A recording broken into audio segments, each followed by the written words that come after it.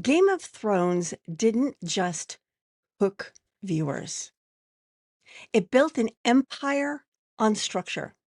And behind the bloodlines and the betrayals are 5 character-driven strategies that you can steal for your nonfiction book.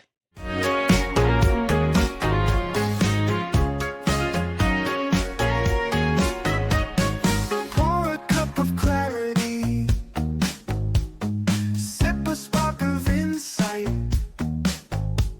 Coffee with Karma, your morning feels just right. In this episode of Coffee with Karma, I'm going to be breaking down from the POV of 5 characters that were in the first season and how they can help you form a structure for your book that will draw in readers and keep them hooked.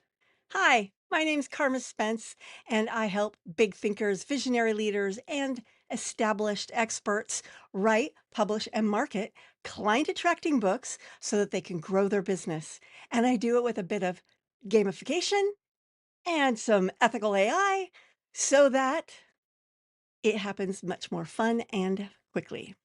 If you're watching this video on YouTube, please like this video, subscribe to my channel, and ring the bell so that the YouTube algorithm knows that people like you will like videos like this and push it out there more. So let's get to these 5 character-driven structures. The first one is Eddard Stark, played by Sean Bean. I like Sean Bean. He's a good actor. Anyway, what he teaches you is to anchor your book in one clear moral code. Ned's unwavering sense of honor gave the season this emotional spine. Too bad they killed him. That was kind of shocking. Anyway, spoiler. Your nonfiction book needs that through line too. It can be a central belief or a promise that orients your readers from start to finish. Number 2, Daenerys I always Tar Targaryen, Daenerys. We'll just leave it at Daenerys, the dragon lady, played by Emilia Clarke. I loved that character. I was always like, what's going to happen to Daenerys next? And then they have whole episodes with no Daenerys. And I'm like, well, that was a waste of my time. Anyway, I just really liked that character. Maybe it's because of the dragons, because I collect dragons. You can even see one right there if you look real close, right there. I also have one on my desk, and he reads books. Anyway, I digress. What Daenerys teaches you is let your protagonist transform on the page. Now, when it comes to a nonfiction book, the protagonist of your book, unless it's a memoir, is the reader. How are you going to transform your reader from where they are when they start reading your book to where they will be when they finish your book? Daenerys' character goes from pawn to power. That's a very good arc for your readers, going from weakness to strength. And when you can structure your book along this transformation, it makes it much more compelling. Number 3, Tyrion Lannister, played by Peter Dinklage. Another character I really liked.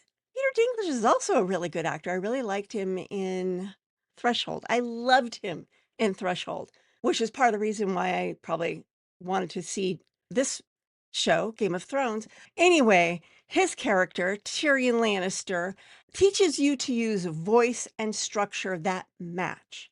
Tyrion's wit and his wisdom shape how his scenes unfold.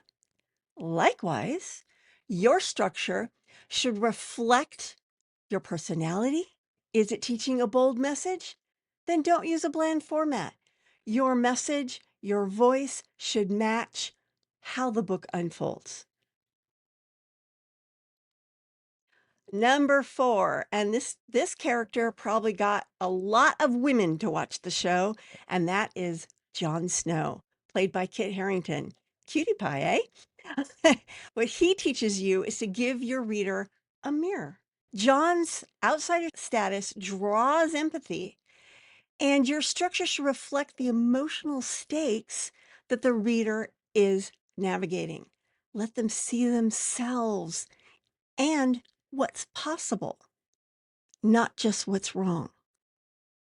John's character kind of showed you that you can be of this powerful family and still be a decent human being.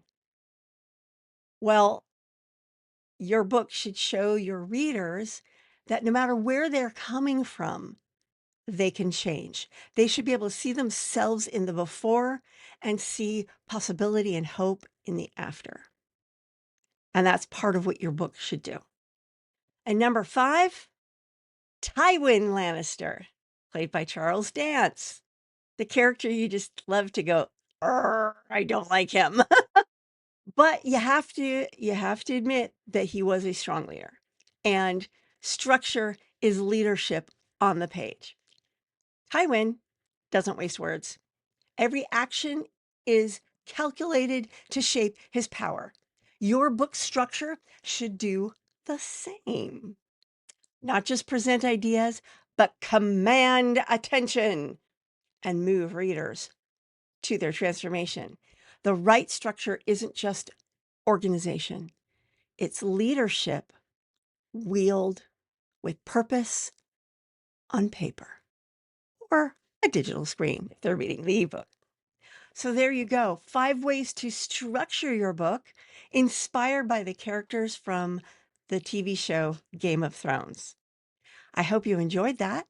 And I will be back next week with more good stuff. I'll be talking all about productivity. Until then, this is Carma Spence saying ciao for now.